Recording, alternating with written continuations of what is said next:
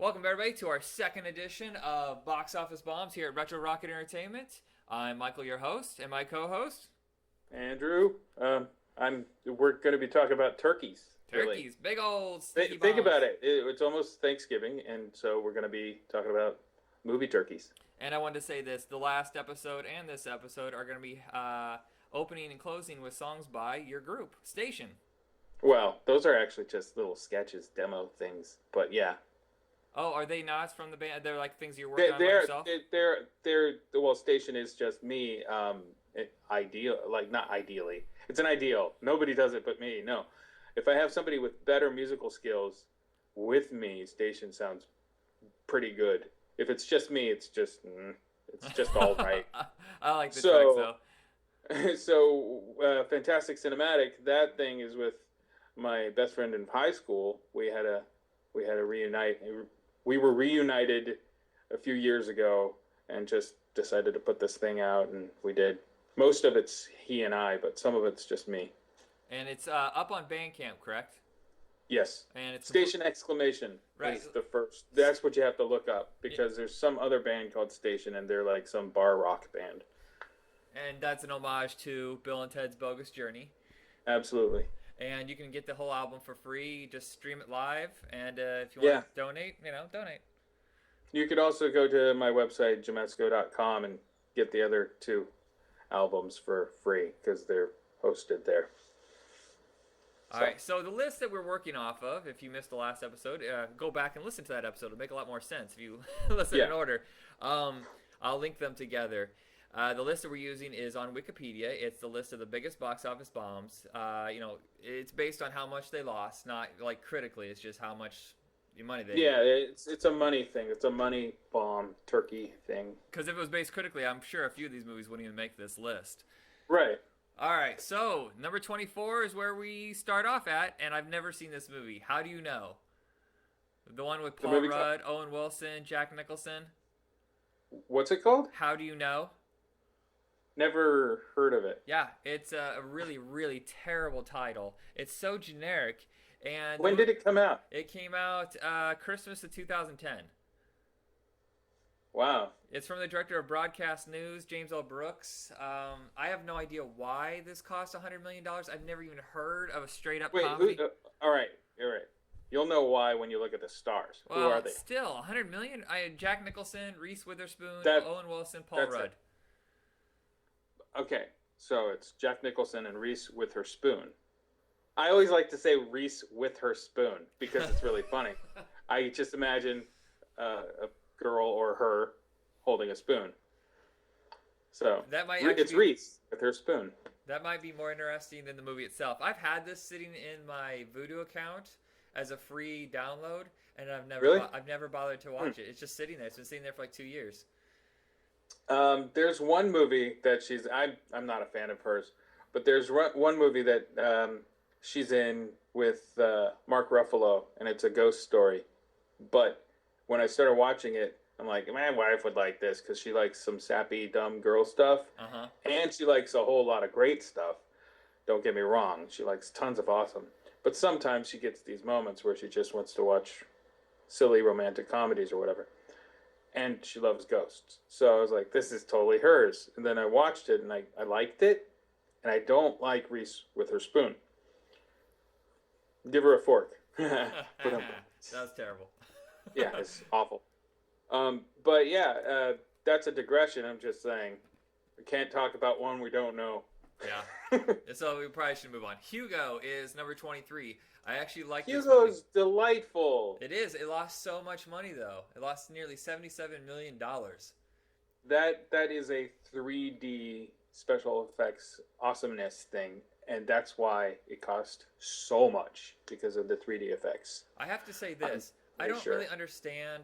I'm really good with box office like numbers and stuff like this, but I still have a hard time understanding how it is that a movie that made 185 million worldwide but cost 150 can lose that much money. Were they promoting it so heavily, like spent so much on advertising and didn't make any of it back on like video?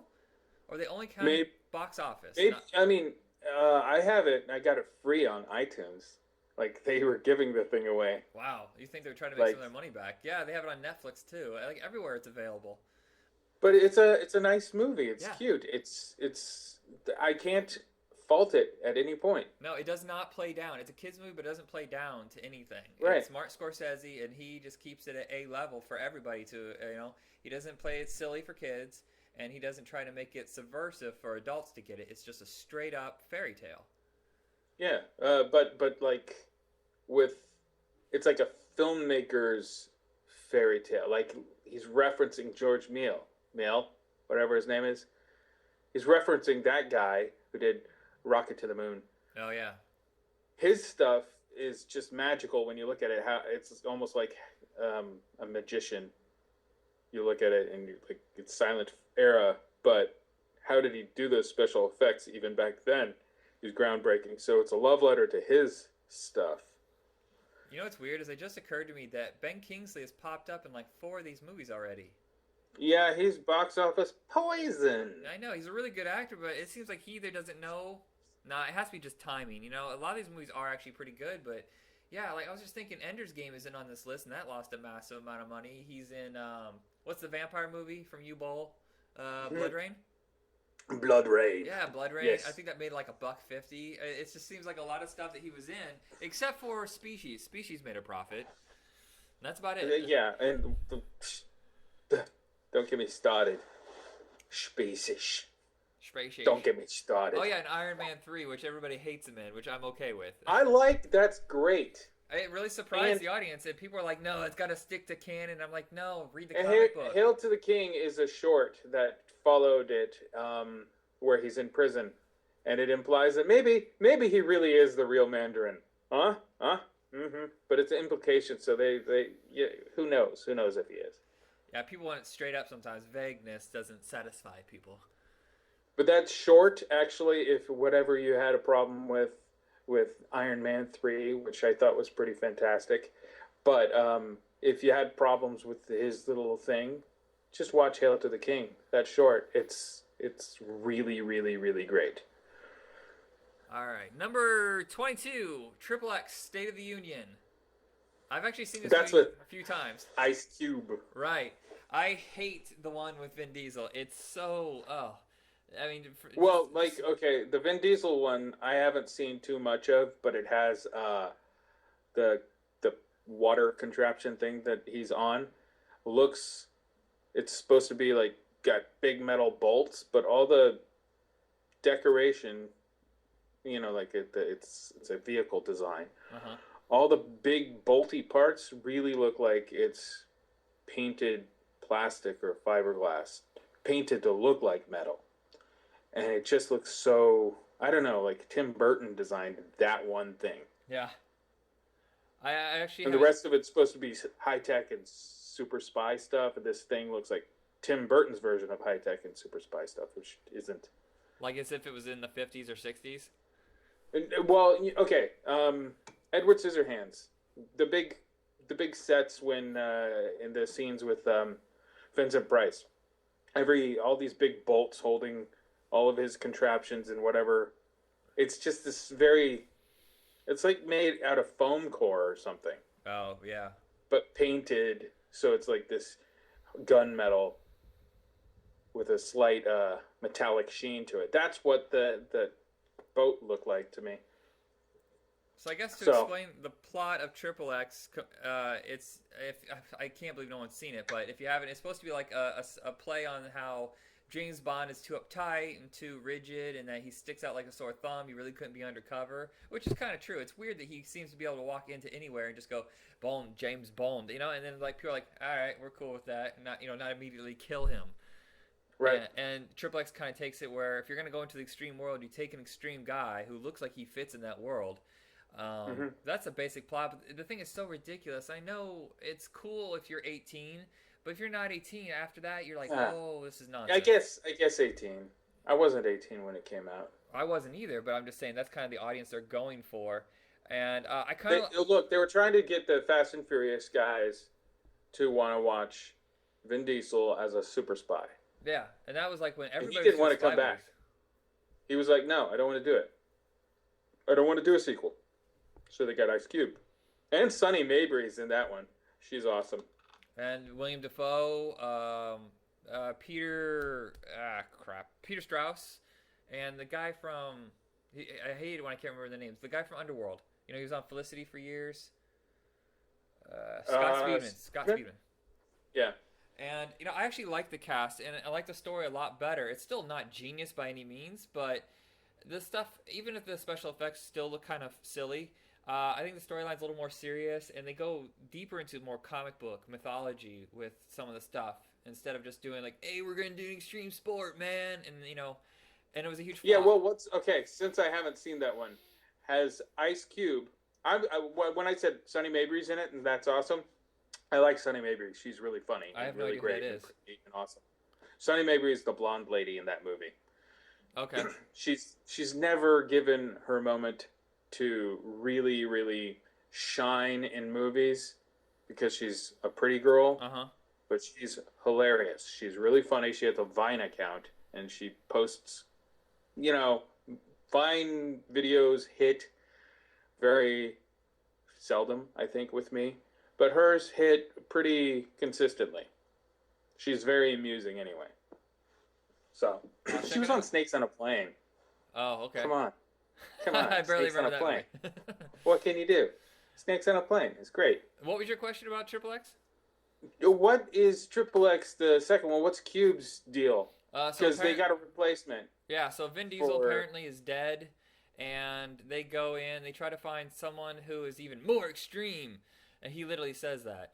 And I guess he was in the military, but he ended up killing his captain or something like that because they disagreed. That's called fragging. Yeah. He fragged his captain. Oh, I did not know that. So it comes from a fragment hand grenade. Usually you use a grenade and it kills. Oops, the grenade went off.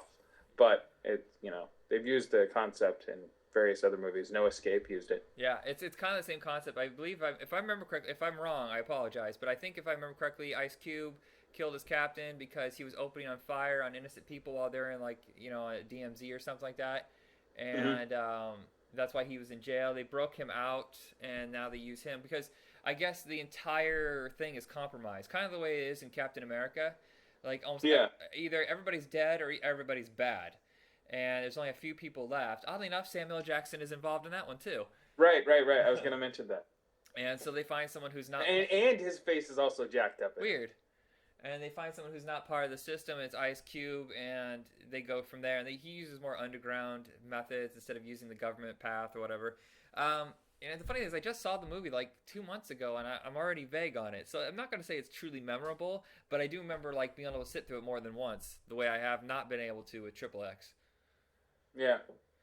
Now, okay, you guys might think that I know what I'm talking about I might actually know what I'm talking about, but when I worked at Blockbuster, I always said this, I don't ever have to actually see the movie to know what it's about, to know if it's good or know if it's bad, especially if it's an Adam Sandler movie. You can tell right away.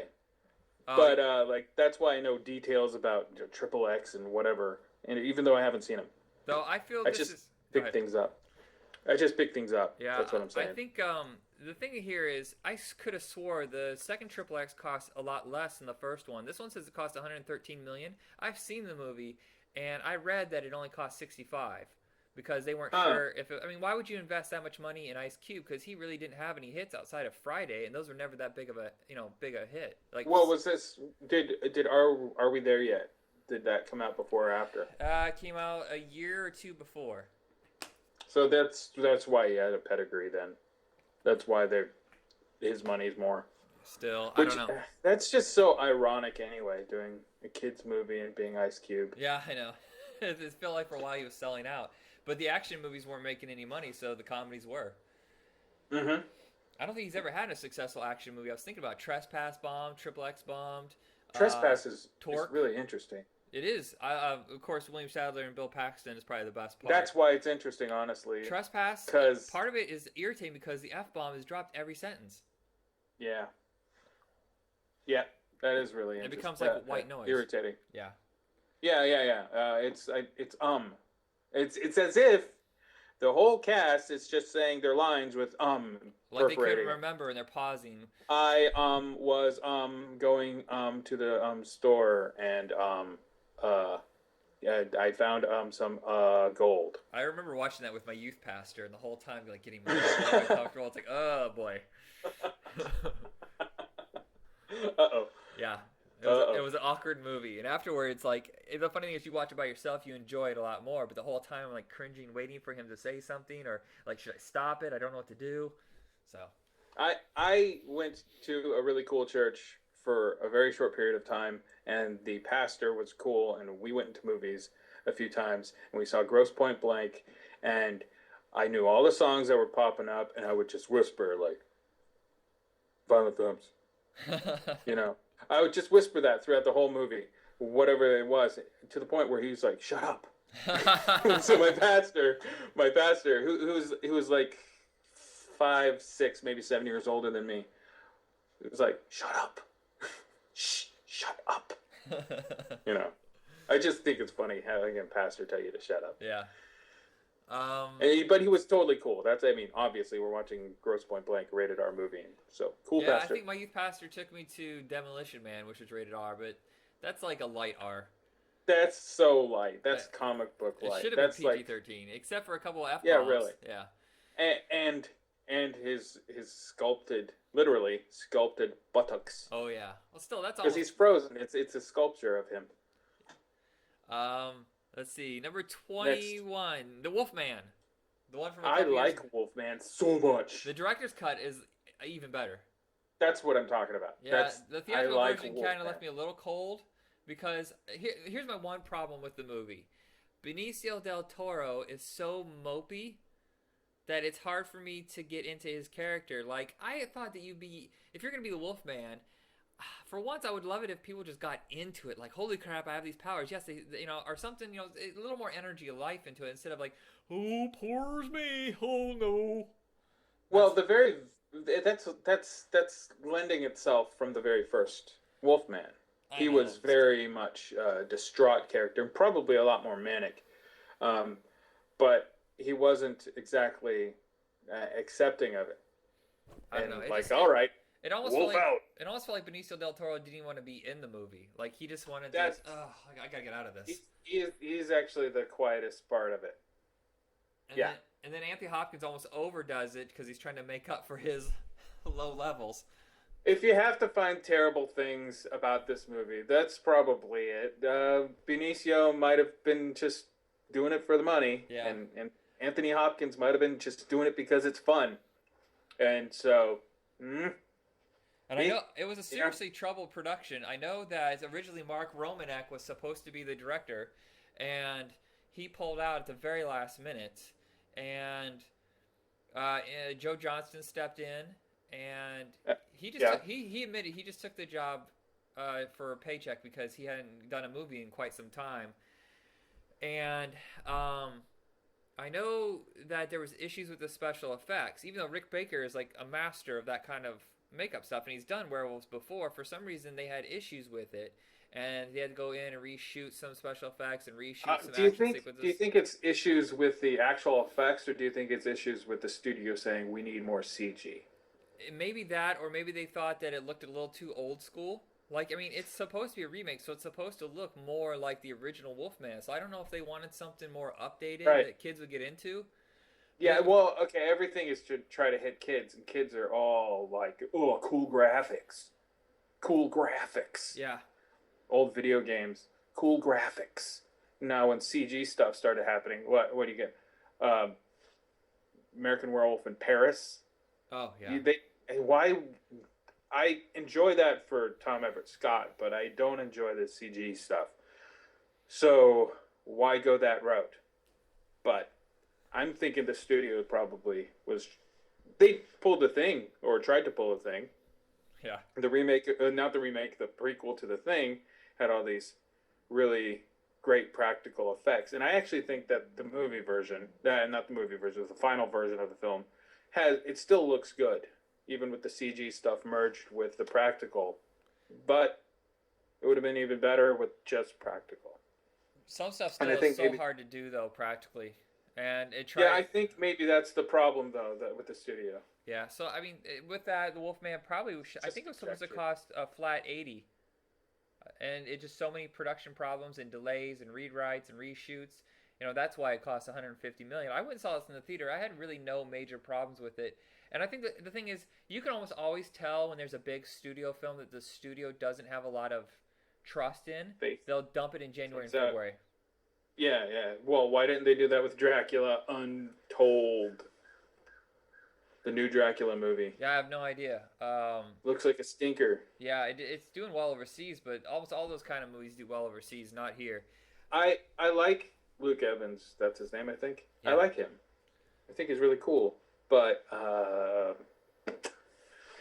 do you get the feeling it's that a a lot of movies it's a now, February they're film. not focused on quality directors, they're focusing on directors who are affordable and know how to handle special effects. Not so much actors, but handle Yeah. special effects. And that's kind of the problem with a lot of these big monster movies is they're like, "Oh, this guy knows, he was a stunt choreographer or he was a special effects guy. We can get his talents for cheap."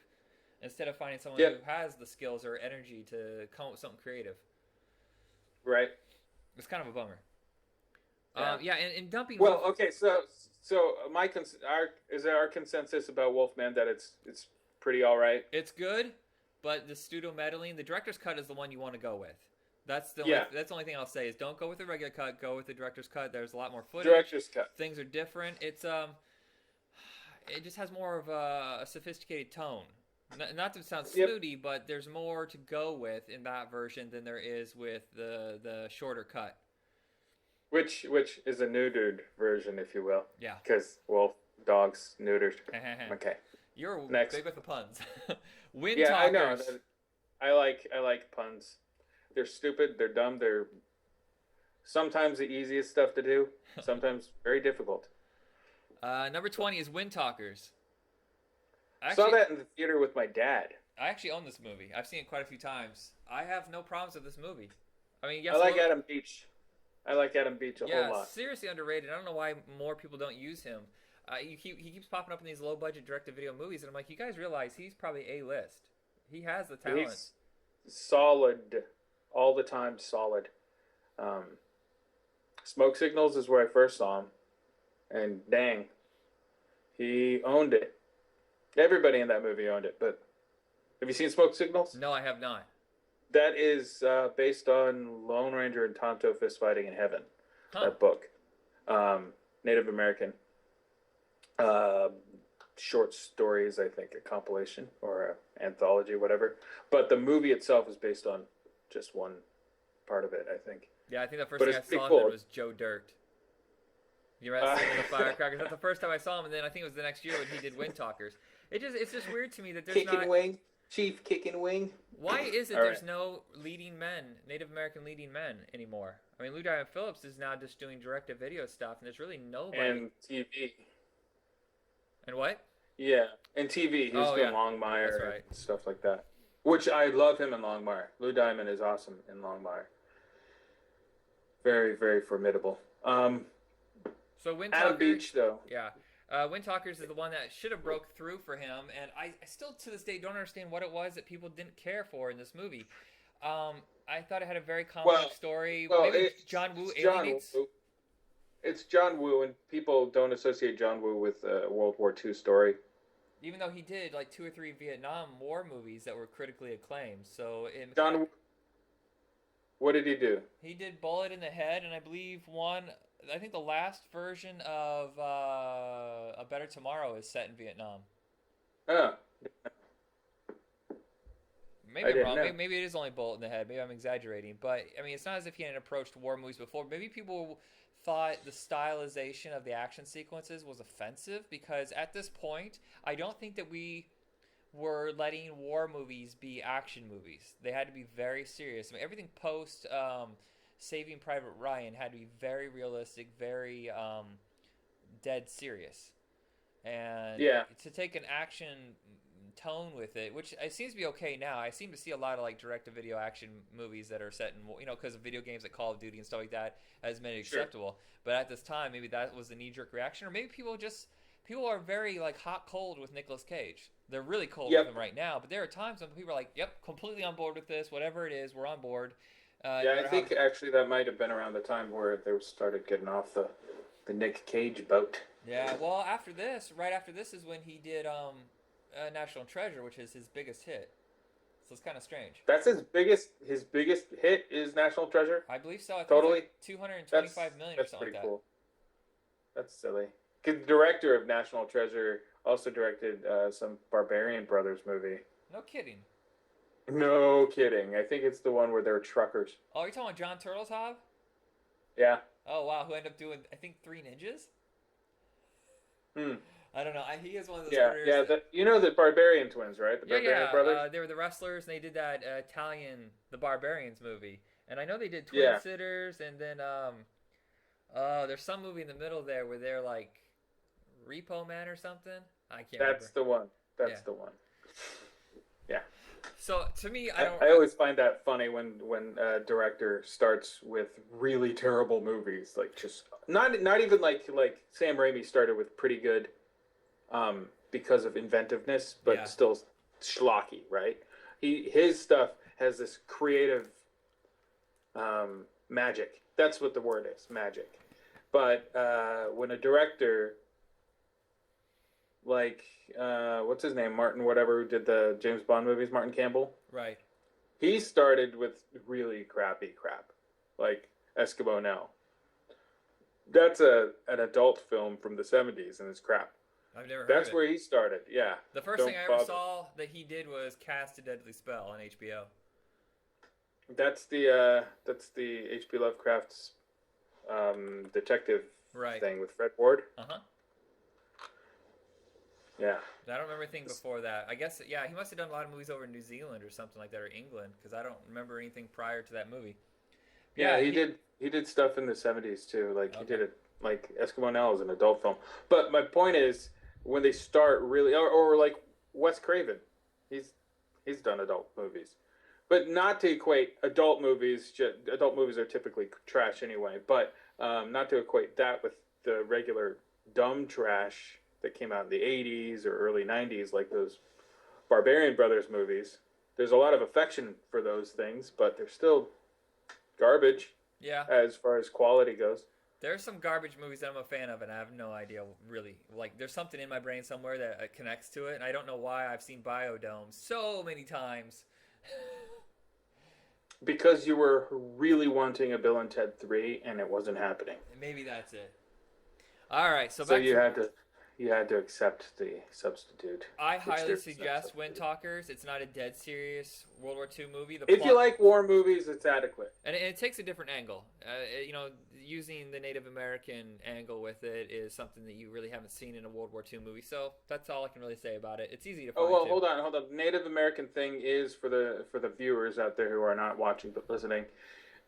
The Native American code breakers and code talkers so that they could get messages to and from wherever they needed without the enemy eavesdropping and figuring it out.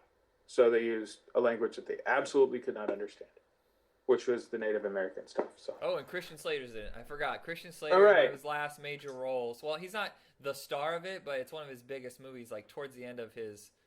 God, it's terrible that we're saying this because he still should be an A-lister. I love Christian Slater and I still do. Yeah, it's just he needs bigger roles. A lot of the stuff, like the TV shows aren't taking off. The direct-to-video stuff isn't really working. He needs. I don't know why people. He's another actor I don't understand why people turned on. Maybe it was the alcohol problem in the '90s. Yeah, But if we're I gonna think forgive, that's if it, we're gonna actually. forgive Robert Downey Jr., then why can't we forgive Christian Slater? You got to give Christian Slater something awesome to Really do. juicy. Have you ever seen? Yeah. He Was a Quiet Man. Yeah.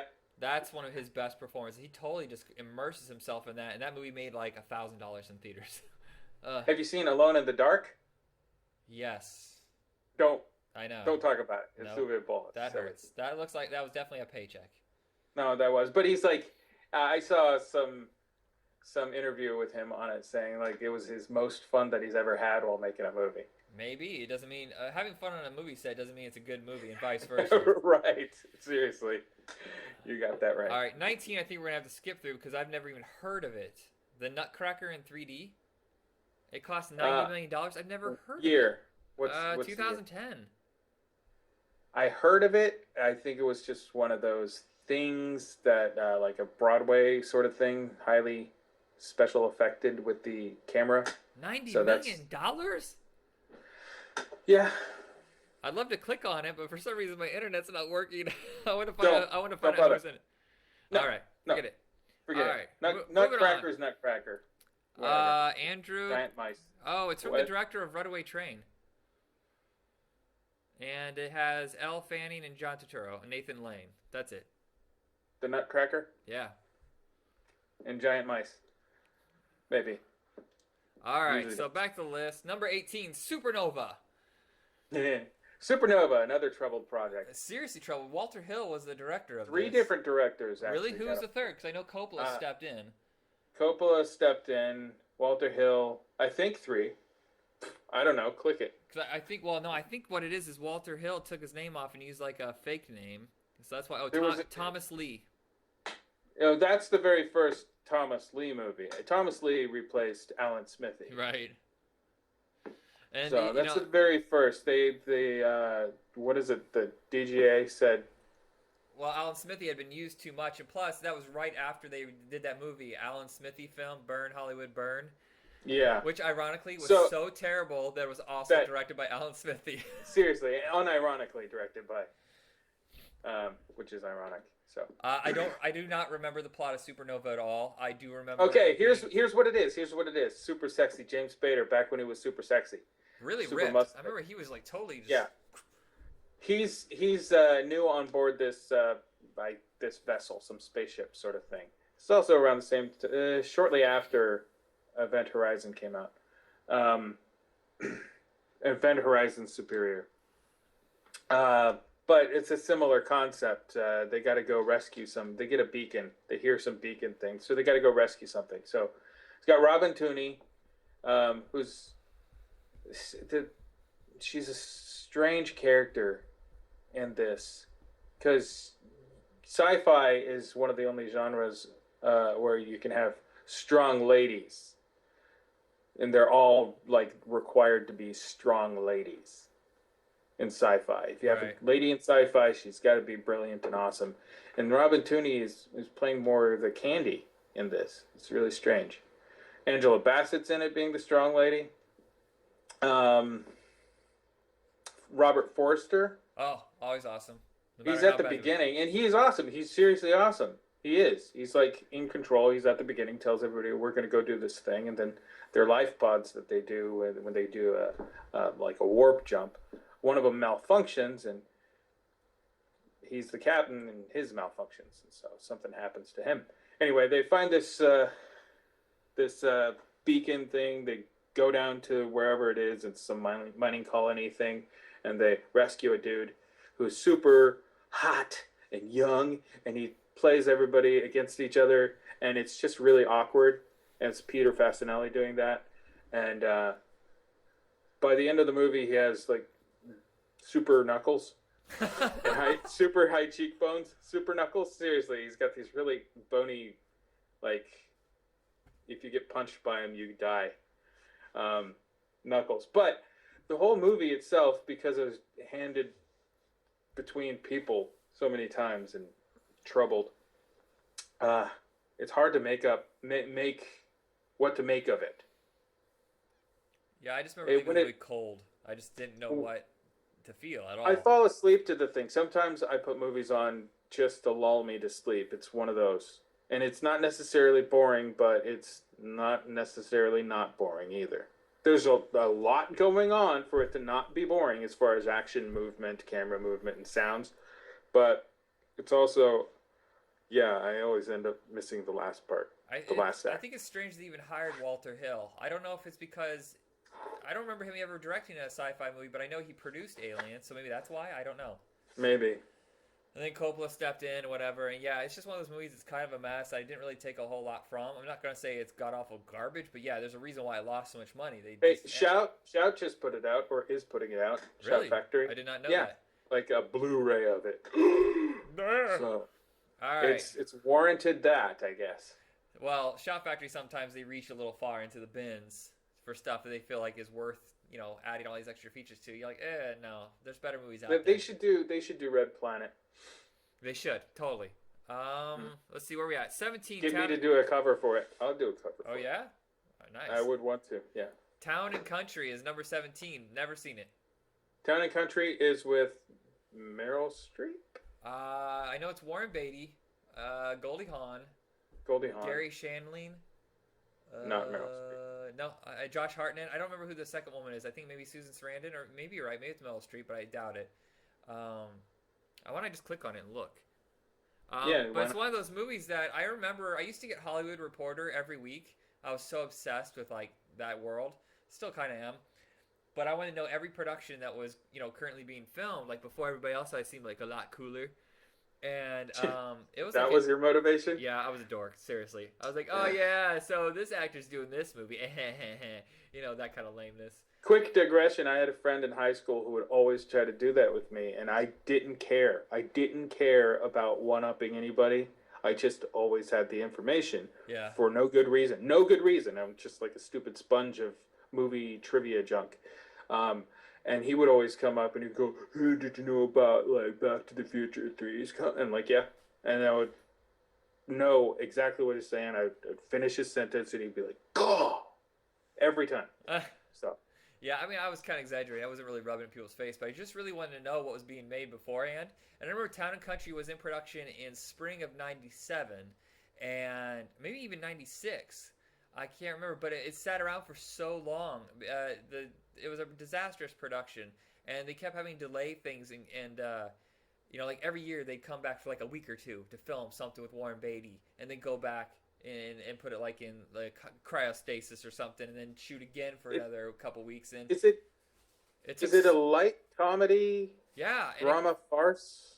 What is it? I really don't remember what it is. I think Warren Beatty's like, a Lothario, and he's cheating on Diane Keaton and Goldie Hawn, and they're rich and they're pretty, and that's all I know about it. I've never seen it. So I have this question. This is why it failed, too. Also, it came out in the late '90s, right? 2001.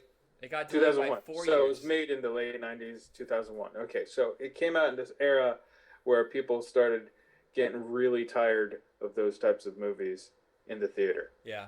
Because the audiences are more into fantastic nostalgia, because the 80s, some of the 70s, but most of the 80s just went bonkers with all this nostalgia, not nostalgia, with all these cartoons and concepts and craziness. And we didn't have a lot of that in the 90s. Unless you count Teenage Mutant Ninja Turtles, a cartoon, but that also happened in the 80s. Right. So all that stuff, and what we currently have in our culture, pop culture, is this fanaticism towards this nostalgia for this bonkers stuff, which is where we get our nerds and geeks and Comic-Cons and so on from. All this drive. That's why we have bronies, I'm assuming. But those audiences were just building around 2001. That type of audience was building. And they do not want necessarily to watch Bishop's Wife or something. Right.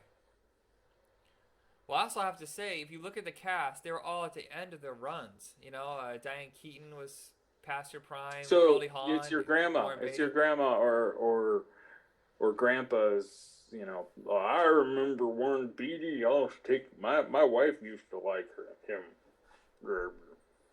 That's a terrible old man. Yeah. But yeah, I just don't think that kind of movie has any place. Like now the adults really want to see something like Gone Girl. They don't want to see something like that. No. And I would say it seems there might be a thing with Gary Shandling too. If you think about it, Gary Shandling's always been like a comic nerd kind of person. He's never been really mainstream. He's always had stuff that like a very small dedicated audience is into. Right. But when it comes to movies, yeah, I mean, he only did like 2 or 3 movies as one of the main characters, and they all bombed. Hail Hydra. What's that? Hail Hydra. Oh yeah, he does not look well. That's what he's known for. Am I wrong? Does he not look well? Well, not it's not well. It's just aged. His hair's falling out. I don't know. It It's just looks so aged. strange. Because he was older when we were kids. Yeah, I So guess. anyway, That's yeah. I have nothing else to say about Town and Country. I've never seen it. If you want to see it, I'm sure it's out there somewhere. Number 16, Treasure Planet. Joey Gordon-Levitt. Oh yeah, that's right. The Disney movie, right? Yeah, 2002. Yes, of course. I I don't. met him. I met him at a Weezer show. No kidding. I have a photo of him and me. I'm wearing my Twin Peaks shirt, and we're pumping the metal sign for no good reason because neither of us are metal. And he's really short. I had previously met Larissa Olenek at another Weezer show earlier that month, and I was like, "Hey, I met Larissa Olenek. Got a photo with her. I got a photo with you." It was really dumb, and then no conversation. He's like, "All right, She's the one from Third Rock, right? His girlfriend. not Third Rock. Who am I talking about then? Or You're- Third Rock from the Sun. No, No. no. Who are Well, you? maybe she was in that show, but 10 Things I Hate About You, and he was trying to get with her in 10 Things I Hate Oh, About you know what? You. No, I'm pretty sure she was on as his girlfriend in the show, and that's right. I forgot she's in the movie too. Okay, so 10 Things is what I know about her from, and what? The That's about it. Magical Life of Alex Mack on Nickelodeon or something where she Uh-huh. was magic. So when I met her, we were just poking fun at her about the magic stuff, like acting like it was real. Can you stop time? Can you do this? Can you do that? Yeah, I'm sure So- that went over well. No, well, she was laughing along with it, and Alex Greenwald, who's also an actor, but he's in the band Phantom Planet, came over and he's like eyeballing me, and he's like, "These guys bugging you?" And she's like, "No." It's pretty funny. Anyway, that's dropping names with Yeah. Andrew Bard. I Treasure- just dropped some names. Hold on, I got to pick something up. Just dropped some names. Don't trip. Treasure So, Planet. yeah, Treasure Planet, boring, dull. I don't remember it. I remember the visual Can't part. get into it. Yeah. No, not even. It's a 2D animated film by Disney, and it was one of their last non-singing movies, or maybe their last. What? Sweat and Bullets come out after that. Yeah, What's Sweat and Bullets? the one with the bull. Oh, Home on the Range. Yeah, Home on the Range was called Sweat and Bullets Where? originally. Oh, okay. Original working title. Sorry. I gotta say that was the period when Disney was really having a rough time. Like, Atlantis was the first big disappointment, I think. Hercules didn't do that well, but it started to just take a slow. I mean, Lion King was so big, and then Pocahontas not so much, Hunchback not so much, Hercules not so much. But then it was this one and Atlantis. We're like, oh, we're in trouble. We have lost money on this, a lot of money. Well, at the same time, didn't Titan AE come out, That's right, and also which was also dumb. it's and not I on this like- list. It's Don Bluth. Titan AE is Don Bluth. I bought the DVD. I like dumb movies. I watched it, but then it's hard to rewatch.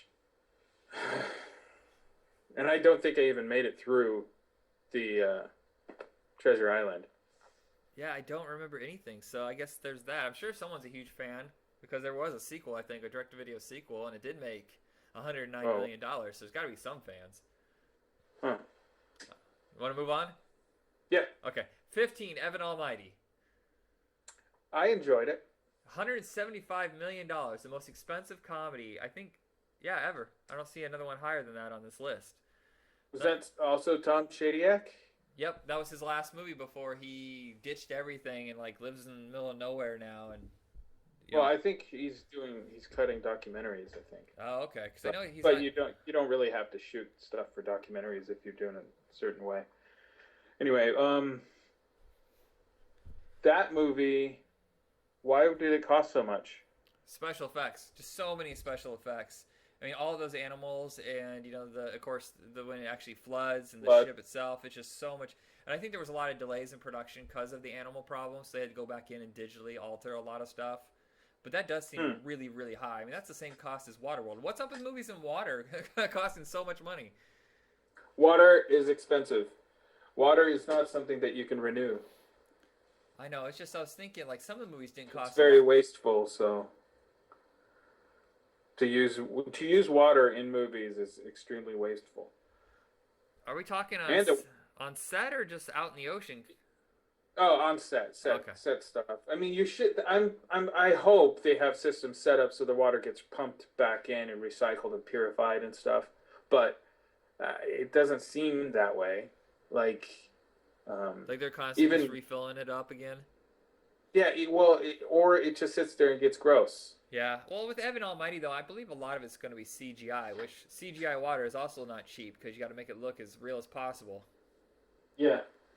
Um, All right. Well, that was a fun movie for what it was. A yeah, sequel to it's not Bruce the. Almighty. It is not the same as Bruce Almighty. It's the same world, but not the same tone, and maybe No. that threw some people off. Yeah.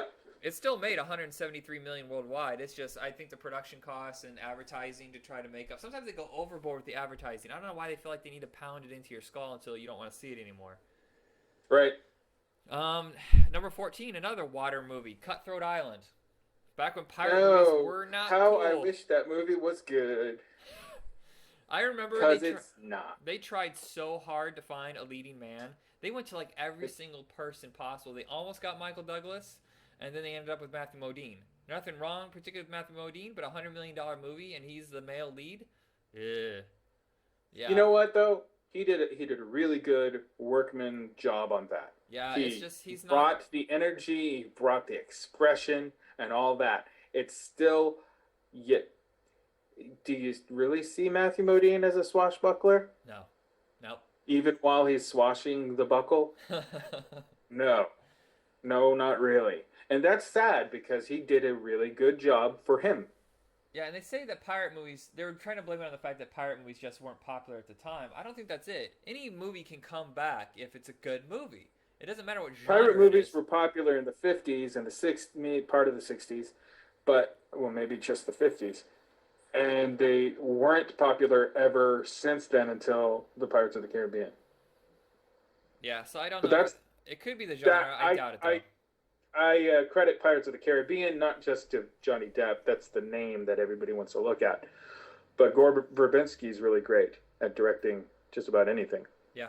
So that's why the Pirates of the Caribbean movies are successful. But Rennie Harlin, he didn't have that handle, even though he handles a lot of stuff very well visually. It was just a traditional swashbuckler. Didn't have the visual oomph you need. Right. Well, he's better with the action sequences and not so much creating a world. Though I gotta say this, he directs Frank Langella. Actually, you know what? Frank Langella is probably good enough that he didn't need any direction. He is a seriously great villain in that movie. Sure. What's his name? Mad Dog or something? I think so. I haven't seen it in a while, but Right. yes, That's another one I used to own. I used to own it, so I'm talking a little poop about it, but I used to own it, so I don't hate it. Yeah, this movie nearly buried MGM, but it definitely buried Carol Co. Do you remember that company? Yep. Yeah, that was like I think the very last movie. Showgirls did horrible and lost a lot of money for them, and then this was the nail in the hammer. All Nail right. in the coffin. What? In the coffin. No, I was saying Nail in the coffin. nail and the hammer, and Nail and the hammer. Yeah. I thought you said in the hammer, and that would make no sense. no. Okay, I misheard. Go. Where we at? Green Lantern, number 13. Now, Green Lantern, why is everybody pooping on Green Lantern except that it's stupid anyway because it's DC? Oh, everybody hates me now. Yeah, I kind of like DC Comics, even though it's a lot sillier in its like look and style than it's old fashioned compared to Marvel. But I like the old rant fashioned. a little bit for a second about DC Comics. Go ahead. I'm now 40. I want my movies regarding DC to be a lot more like Marvel. Everything is pretty solid and grounded in Marvel, even though it's fantastic and stupid. It is. It's fantastic and stupid. It's a superhero movie, but they figured out a way to make it not so heavy. Now with Green Lantern, they really tried for a moment to make it not so heavy, and then suddenly, halfway through the movie, it's a rudderless film. Well, I think it's You because have Ryan Reynolds being quippy, but then you have a serious villain and an even more serious villain, and it's just Did they rush the film or something? I think they did, and I think they also kind of lost their footing along the way. If you look at the people involved, it really makes no sense why it bombed so bad. The writer's great. Martin Campbell's the director, who's always handled, the special effects, action-heavy movies very well. He's also a workman director. He's not a style director. No, the but movie might have needed some style. He does very well, and I think the 3D was terrible. In fact, I forgot that it was even in 3D. About halfway I didn't see through. it in 3D. And what was? I didn't see it in theater. Oh, okay. I saw it in the theater, and my problem was it was very flat visually. Something so amazing as Green Lantern should really pop. The 3D was terrible, and Ryan Reynolds should not be Hal Jordan. He should be Kyle Rayner, which is more the style. And here's the thing. A lot of people had problems with the tools that Green Lantern would create to fight back. Hal Jordan was very simple. He wasn't very creative and artistic with what he was trying to create in his mind. He was very straightforward, simple, and a lot of people were like, that's all you can do. But he was not Kyle. Kyle was an artist, and he would come up with these crazy honking designs. And he had Who's the dude with the bowl haircut? Oh my god, Guy Gardner. Dumb. Sorry, go. Yeah, if they had Guy Gardner, it would have been a much different movie to watch a tool going around being the hero. And the fact that the villain that Peter Sarsgaard, did I say that right? Peter Sarsgaard? I think it's Sarsgaard. Yeah, I don't think it's Skarsgård. Skarsgård's the other guys. Stellan and Sons. That's right. Peter, his villain has no oomph, he's just so flat, and he's not the best. It's flat, but it's also portrayed actually as the serious, so heavy part. But it's not like he's it's not like Al Pacino doing that sort of villain. No, but it's also the wrong villain too. You have he almost feels like, how in a TV series you're working your way towards the big bad at the end of the season. Yeah. He feels like that middle villain, and I don't know why we're wasting that time on this villain if he doesn't really. You want to get to Sinestro, right? Yeah, or Sinestro, or get to Parallax. Parallax. Why is he called Parallax? Does anybody not know what Parallax really is? At one time I knew. I think it was the name of like a demon or an alien or something. That was the name of the alien. I can't remember now. I read it like 10 years ago. It's the name of the alien. That thing is called Parallax. But what our Parallax is, and this might be pretentious to some people out there, is when you're looking at something, it's the movement between the things that you're looking at. So, like, you're looking at a mountain range, but the stuff in the foreground moves, and the mountain range doesn't. That's what Parallax is? That's what Parallax is. No kidding. Yeah. So I don't know why it's called Parallax. Yeah, that's just me. This is me griping about DC stuff. Yeah, so I don't have too much of a problem with the Superman movie, huh? Go figure. Yeah.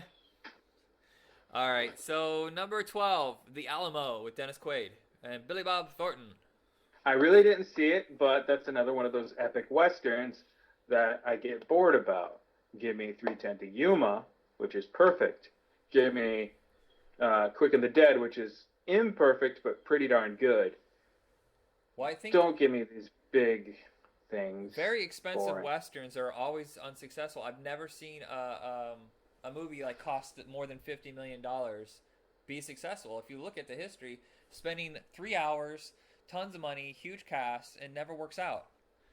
You got to make these things. You got to make these things tight, like 25, 30 million. Make them pop. Make them have a lot of energy. You don't need A-listers because people who are fans of westerns are the same way it is with horror movies.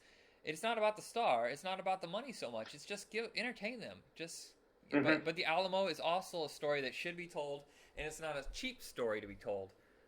I like the movie, but at the same time, I was like, oh, this is a lot of extra stuff we probably didn't need. They could have cut it down. Yeah. And I think, like I was saying before in the last podcast, some of these movies absorb the cost of pre-production. And The Alamo was ready to go for... Here's the weird thing is, I don't understand why... It says here, The Alamo cost $107 million. But I remember Ron Howard and... crap. Who's the star of Gladiator again? Why am I... Russell Crowe. Why did I do that? I hate that. Russell Crowe were the director and star of it, and they let them go because the budget was too high. So that's why they hired John Lee Hooker, who had done The Rookie, and Dennis Quaid, who were both a lot cheaper. But still, I mean, look at the cost: 107 million. What was it going to cost with Russell Crowe and Ron Howard in their peaks? That would have been like 150 Right. million. But they probably absorbed some of the cost because they had to pay them off to leave the project. Yeah, probably. But other than that, there's nothing really special to say. It's an adequate movie. It is what it is. If you like really in-depth westerns, if you can count it a western or a war movie, I'm not sure what you would count it as. Historical war movie. Yeah. So I mean, Western. it's there. Watch it. It's not terrible. But the next movie is pretty terrible. Legendary. What is it? The Adventures of Pluto Nash. All right. Hey, I haven't seen it. I've seen clips of it. I've wanted to see it. I know it looks terrible. It's way too cartoony. It's way too 90s looking for when it came out. Yeah. And it's Eddie Murphy. I don't know. It's the kind of like, you know how Son of the Mask production value looked? Right. That kind of. It doesn't even look lived in. Oh, okay. So it's like all. Oh, this is all just fabricated yesterday. Yeah, it's all fakey life, fakey real life. You know. So that's what Pluto Nash looked like to me. But I can handle it with that. I can't handle it with Son of the Mask. That's on Earth. Yeah. I'm supposed to relate to that. But Pluto Nash looked okay as far as silly space caper thing. But I know that it's dumb and trash. But why would that movie get so, like, why would they even, what's the point of that movie?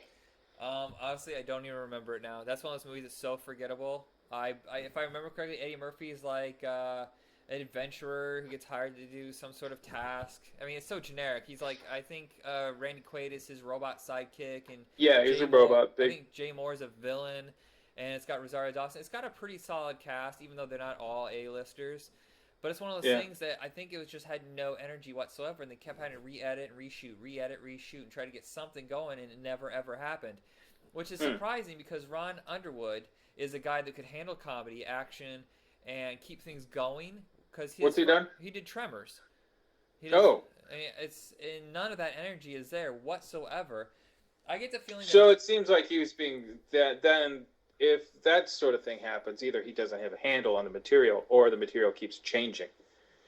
Yeah, I mean, well, Eddie Murphy's the big name there, and he usually has control of his productions. So maybe he just kept altering it. And sometimes directors with not a lot of power get cast aside. Like they're just there to go action, and that's it. And yeah. So Eddie Murphy being the big draw there was not a big draw at the point. No, in fact, you watch it. Hasn't been for years. It's the same energy that he had in Beverly Hills Cop 3, where he looks like he does not want to be there whatsoever. He is literally just saying his dialogue, smiling, and moving on. Same as the haunted mansion, which I've never seen. It's on Netflix. You can try it. I say try because 15 minutes into the movie and you're like, no, I'm just not. No, because the cast ain't feeling it, because it's cliche plot line and all this stupid junk. But I will say something great about an Eddie Murphy movie. An alternative to this. It's called Starship Dave. That's the original title. You know what? Meet Dave. I like that movie a lot. So funny, so good, so right, so original, so great. And it did nothing, and it also is a turkey, but it's good. It's really solid, good fun. Yeah, it was co-written by Bill Corbett, one of the cast members and writers of Mystery Science Theater 3000. So it has that kind of odd tone to it, which is not in Pluto Nash. Pluto Nash feels like a sitcom in space. If that that might be a big problem. Unless you like Big Bang Theory. Yeah, nobody has a longer focus. I don't even know what the word I'm looking for, but the whole thing feels like just segments. Like, you know how some road comedies are great because it's broken up into little tales that get to the point where they're going? It kind of feels like that, but there's no real destination, so all these little segments go nowhere. They just kind of hang and go away. That's it. And it's not a road movie. No, the funny thing It's is, not Motorama. there is a podcast called "How Did This Get Made?" where they talk about this movie. Yeah, yeah. It's probably the funniest episode they've done. It's truly bizarre when they really break this movie down and analyze it. So seek that out, kids. Yeah. Number 10, Stealth. From It's all right. It's Macross Plus, basically. Yeah, it's from W.D. Richter, who did Buckaroo Banzai and Big Trouble in Little China. And he should have done Buckaroo Banzai too. Yeah, but no one wants to let him do it.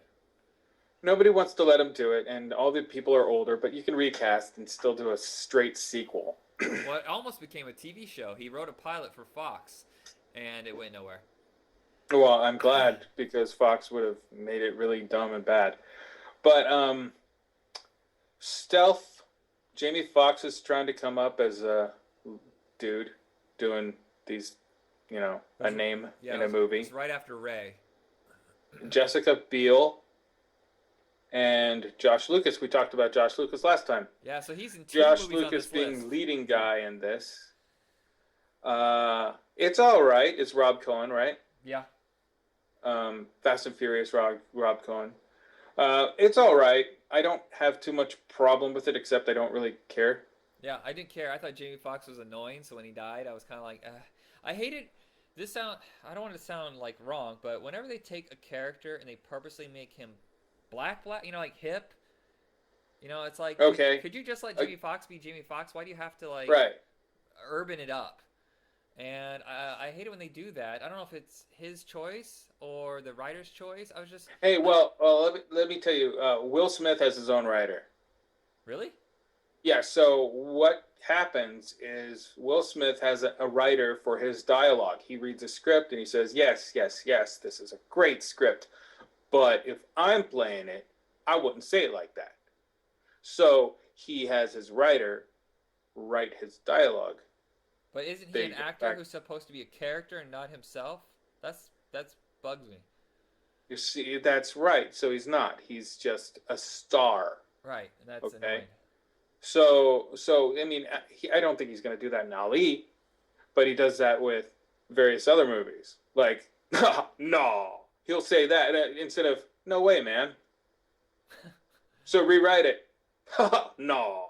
Okay. Take 15 of him saying, oh, no, whatever. So that might be the case with Jamie Foxx. I don't know back then if he even had that kind of pull to have his own writer for his own character type thing. It might just be the studio typecasting saying, you're a black guy, be black guy. Yeah, that's how black guys are black, right? So I think the case is with a lot of minority actors, they are really pigeonholed. You should play it this way. I'm the director, or the producers are pulling, the executive producers, the money people are really pulling for you to be a very specific kind of black. So there's that. Instead of just a man who happens to be black. Yeah. I mean, honestly, it works. It works super good for the movie if it's written correctly for the movie, like Die Hard 3. Die Hard with a Vengeance. Samuel Jackson's written perfectly and appropriately, terribly like that. Where he hates white guys and he's the angry black man type of guy. Maybe not hates white guys, but doesn't trust them. Yeah. Especially cops. For good reason in New York. Seriously. The funny thing is, I found Stealth, XXX State of the Union, and Vertical Limit on like a set for $5, like brand new, $5. Vertical Limit alone, I love that movie. Okay, so you probably bought it. Back on the number 9, Sahara. Sahara, that is Matthew McConaughey. I like that movie. That was supposed to be a launch of a big franchise, and my problem is it's a novel series. Why start it at 160 million? You're only dooming yourself to bigger and bigger budgets. You want to launch a franchise? I've always thought you start kind of low, and then as you grow, as the paychecks get higher and the action needs to be more elevated, then you go up to like the 150, 160 million range. It's not Captain America or Thor. It's Sahara. I don't know why it costs so much. Location. They shot on location, so they might have had to pay the country Maybe. I guess this is like before everybody substituted CGI for everything. Yeah, I don't remember there really being anything bad about the movie. I wasn't like truly It was excited. Like, fun. I mean, Steve Zahn is great in it. Like as a sidekick character, that's how you should portray it. I never got into Penelope Cruz though. I've never. Maybe it's because I have trouble understanding what she's saying, so it's hard for me to like get in. Shut your mouth. What? Penelope Cruz is great. I like saying Penelope. Penelope, I got that from Club Dread. There's a girl named Penelope in there, and there's a Hispanic character who says Penelope. Well, I don't remember that movie at all. Club Dread's great, and I probably should have mentioned it during the Halloween show, but Club Dread, the unrated edition, is great. All right. It's a Broken Lizard movie. Yeah. It's a slasher film it's a comedy at the same time as being a legitimate slasher, and it's really ridiculous, but it's an acquired taste of ridiculous. Yeah, Sahara, it's one of those things that just instantly killed a franchise. I remember they were suing Clive Cussler. Because they said that he elevated the amount of sales of his books. Like, oh, you said they sold $100 million copies a year. You know, you're only actually selling 30 million copies, and they're trying to say that's why the movie bombed. And I'm like, yeah, movies kind of live and die on their own. Sometimes they don't really matter if they're based on a book. If I haven't seen it since I saw it, okay, and that was shortly after it came out on DVD or something. If I remember correctly, the film still has a pretty good visual sense. You know how certain eras. So this is the mid double aughts, right? Right, 2005. So 2005. Okay, so certain eras have a visual style, or like a handful of visual styles, and then you move on and you get bigger and different, whatever visual styles. And you can tell by the era. So that looks like it's 2005, or that looks like it's 1990, that looks like it's 85. I don't know in memory, I don't think it looks like it. I think it kind of looks like it could be made at any era after the 90s. Well, that's good. When a movie's timeless, it helps. You know, they don't. I didn't want to say timeless because timeless is maybe a little bit different. Maybe people might misunderstand. I'm just talking visually. I don't remember it not being. It had enough style, but I don't remember it being super particular. But it still had big sweeping styles, camera work and stuff. My point that I'm trying to make is, if that was made now with Matthew McConaughey, it would probably win because of his pedigree now. Yeah.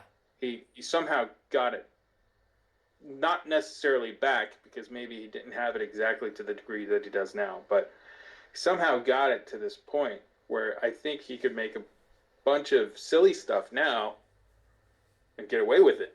Not to say that movie's silly. It's just an action-adventure film. Akin to an Indiana Jones sort of thing. Right. It's almost like our generation's version of that style. Yeah. High adventure. Cliffhanger. That's it. Cliffhanger. That's the style. phrase. High adventure is the phrase. All right. That's it. Number 8, Jack the Giant Slayer. I just actually watched this a couple months ago. It's not that bad, but man, that thing's... When movies sit around too long, I think people get a sense that it stinks.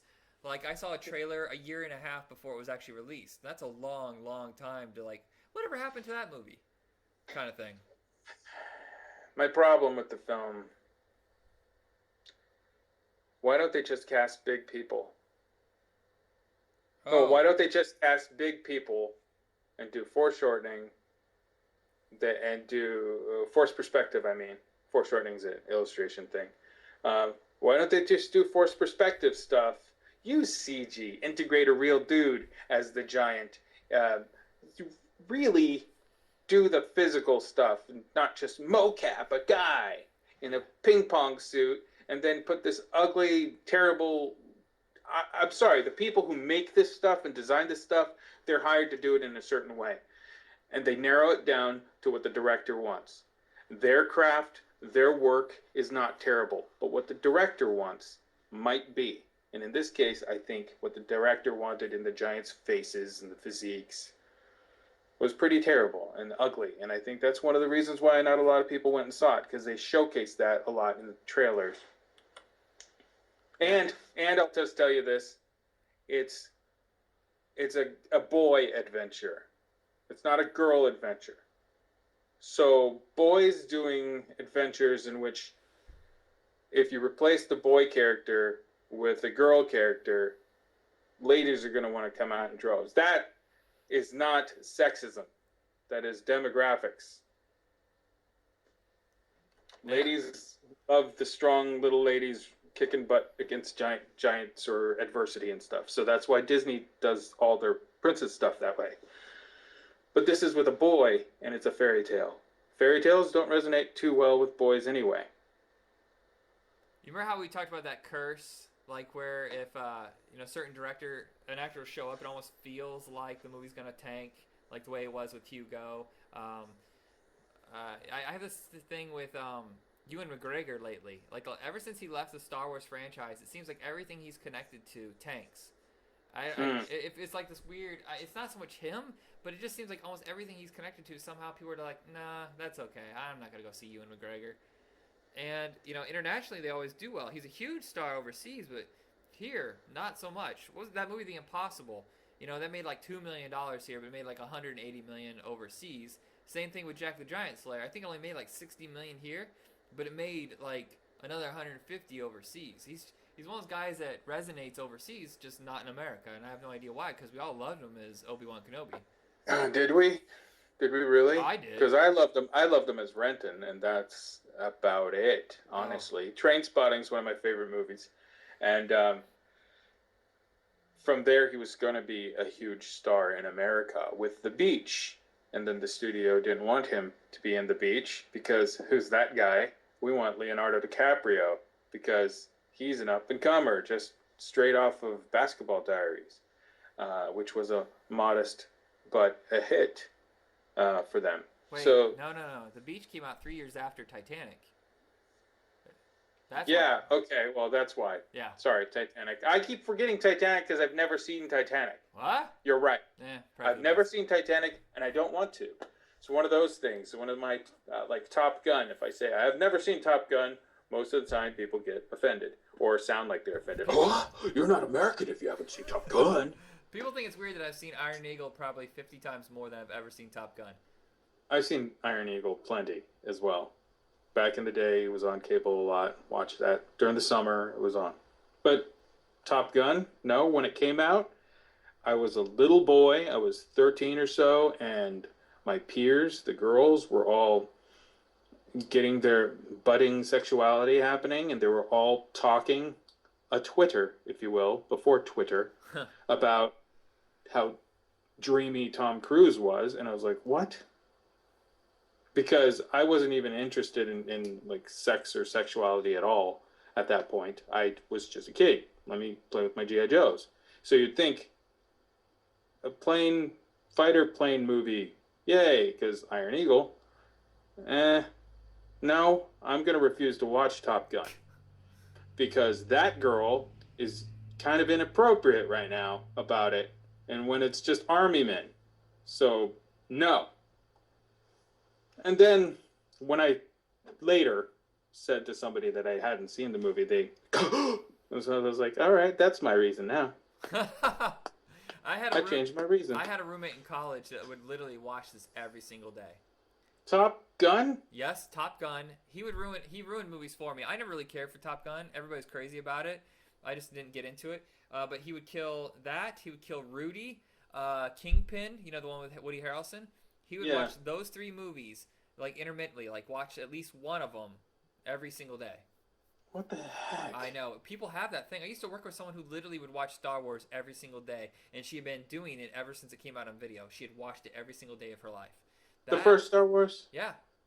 It's like some sort of subconscious thing they need. They need that repetition or something. I'm like, I can't watch a movie over and over like that. I can tell you this. I can watch Dune. I can watch Dune at any point in the day, except I don't have to continue watching it. You know what's weird is ever missing from this list are a lot of movies from the 80s that were notorious for being flops. I almost feel like we Like, need a second edition where we cover stuff like Dune and Flash Gordon and Highlander and stuff that lost a lot of sure. money. All right. But let's finish this list first. Yep. Final Fantasy: The Spirits Within. Oh, you mean Ben Affleck as a computer animated guy voiced by Alec Baldwin? Yeah, it's totally Ben Affleck. It's ridiculous how close it looks. He should have sued them. No, but you see, your face isn't as manly yet. You're still young. We just made you manlier. I actually thought this movie was beautiful to look at, and at the time it blew my mind, like how realistic it looked. Of course, obviously after 15 years, it's going to date itself. Yeah. The storyline I could never really get into. It seems like it's pretentious, and I know some people. Yeah, it also drops you in on the story without explaining too much. Yeah. And I don't need a movie with the text scrawl saying, "It is the year something or other, and there are ghosts of a scorched planet, and these ghosts are actually aliens, and they're not ghosts, or are they? And then there's these Ghostbusters that aren't Ghostbusters. They're looking for ways to make the planet healthy." And I'm telling you, the movie, it's just, it's a trudgy film. You gotta trudge through it. It's got some neat looking stuff, but trudge. The thing that I've never understood is that I play the Final Fantasy games. How is this connected? How is this connected? Why didn't they do it? Why didn't they do that? That they just did it by name. That's it. Because eventually they did like Advent Heroes or whatever it was. Advent Children. Yeah. Advent Children, and that's the stuff. But that's silly too. I mean, everybody's haircut is weird. Yeah, but I was talking You can't when I first started playing relate. it was like a sword and sorcery kind of thing, and then they Yeah. started slowly moving into like like almost Sword and sci-fi. Yeah. But still, I watched this one going, how is this connected? Because I've seen the games. I never played the newer versions, like, once it turned to the sci-fi. I never got into that. In fact, I don't like games with like, oh, wow, here's another 10 minutes of cutscenes. Why can't I just watch a movie then, Yeah. I want to play. I want to play. I want to shoot things. I want to destroy Everybody, let him play. Yeah, and I don't want to sit through tons of story. Like, give me a minute or two at most. But, man, those Final Fantasy movies just killed me. Or games, but that's almost like blasphemy to some people who like worship the ground. Hey, George, I was telling you about him off air. George, my buddy, he plays Final Fantasy stuff still, and I don't get it, but that's all right. That's his thing. Yeah, I mean, some people are. I don't have to get it. I play a lot of first-person shooters, so some people are sick of that crap too. Yeah, I play Borderlands. Yeah, I'm obsessed with those. Where are we at? Number 6, John Carter. I have absolutely I love John Carter. Yeah, I went to the theater, saw it. I think the problem with John Carter is, it's a generic name. They took out Man of Mars. It's called John Carter, right? Yeah, it's just called John Carter. John Carter. The first posters actually had Man of Mars, and they stripped it of that. And so it sounds really generic. I mean, it's John Wick, John Carter. It sounds like just a straight-up action movie. Who knows what John Carter means? Right, but then you see the trailer and it's like bonkers and weird, and it has flying things and sandy, and there's skimpily dressed people, and you're like, what? So it lost on a lot of the audience. It just didn't know what to make of it. I'm not too keen about the wraparound with the kid. Yeah. I don't really care. I just don't care. I know that's a way for us to get into the story, but I don't think it's needed, really. But he's supposed to be us, the audience, learning about this. Who cares? I don't care. Yeah, it's. I just like the movie a lot. Yeah, and space opus movies are kind of touch and go. Some are really, really successful, but for the most part, space opus movies tend not to make a lot of money. I mean, even like they fail so much. Like we just mentioned Dune for a second. Dune should have been great. Every version of Dune should have been great. Every version of Dune is arguably not great, except I really, really, really love the David Lynch version. Did you watch the documentary? Yeah, I'm not that impressed with it. I was kind of like, David Carradine, that's interesting. That never happened. You know, the soundtrack by Pink Floyd. That would have been interesting, actually. The Pink Floyd soundtrack would have been I like the TV something. Movie, but it's really, really, really low budget. It could not... It's super low budget. And the Children of Dune, they're all super low budget. Everything looks like it's cardboard sets. Yeah. You don't need that, especially if you don't light it right. Like they did in the early Star Trek cardboard sets. That was lit right, and primary colored and silly. If you're gonna do Dune that way, I guess maybe, but Yeah, but with they sci-fi, didn't. I think something's wrong with people. Like they need some sort of access point with sci-fi movies. Like they need a human character. Like they needed Han Solo to get into Star Wars. They needed, like with Guardians of the Galaxy. I have not seen it yet, but they needed that thing. Like the promos are playing songs that you were familiar with. They were they had. You haven't seen Guardians yet? No, I haven't. Wow. I know. I never go to the No. movies anymore. I'm so sick. No, it's all right. You don't have to see it. I'm wait- just saying, wow, because you're missing out on a treat. Well, I'll wait till video. Here's the thing: is I got sick and tired of going to the movie theater. I'm sick of sitting through 30 commercials when I can just watch all these trailers online. I'm sick of people on their phone flashing it in my face. I'm tired of old people going, "What did he say?" You get tired of it. I pay all this money. I kind of want to get lost in the movie. I don't want to be taken out of it every 5 minutes with something. This is why I don't think I'm going to see Dumb and Dumber 2 in the theater. Oh, it's going to be all 12-year-old kids nonstop yammering with their phones going. Or 40-year-olds just laughing too loud, because I'm going to be one of them if if I see it in the theater. I don't want to be too loud for the rest of the people, have them miss jokes. I don't want them to be loud, so I miss jokes. And I don't even know if it's going to be good. No, so. we have no idea. We'll see, though. The trailer's I've good. been laughing at the trailers, but I don't want to watch the trailer anymore. No, they're killing it. Oh, don't watch anything on Hulu, because exactly, that's my point. Every single commercial. Oh, okay. Apparently Saturday Night Live really wants me to wants to push Dumb and Dumber 2. But I digress. Yes. We digress. We have to get back. What we were talking about? We were talking about John Carter still? Yeah, now let's move on. I guess I just to say most. Hey, John Carter is fantastic. It is, and it should have been. There's no real good reason why it bombed. It's not critical turkey. It's not, except unless you really have to have the female character be naked like she is in the book. She is. The story is a little old-fashioned in its approach, which some people like. Oh, it's not hip and it's not quippy. It's pretty straightforward. Well, the character is also. Is he a Confederate soldier? Yes. John Carter? Right. John Carter's a Confederate soldier. He's not, Ryan Reynolds now. So you don't have to have him be a smart aleck. Speaking of, number 5, R.I.P.D. Wow, I didn't even see the list. Magic. That was a magic moment. Okay, R.I.P.D. You mean Men in Black? Yeah. And Ghostbusters? It's the same exact concept. It's based on a comic book, which I never read. I don't know if it's the same tone. Did you ever Yeah, it's pretty. I've seen the artwork anyway. It's pretty. It's like the artwork is derivative of Bruce Timm.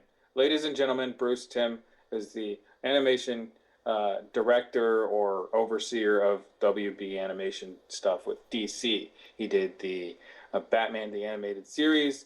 His style is amazing. There.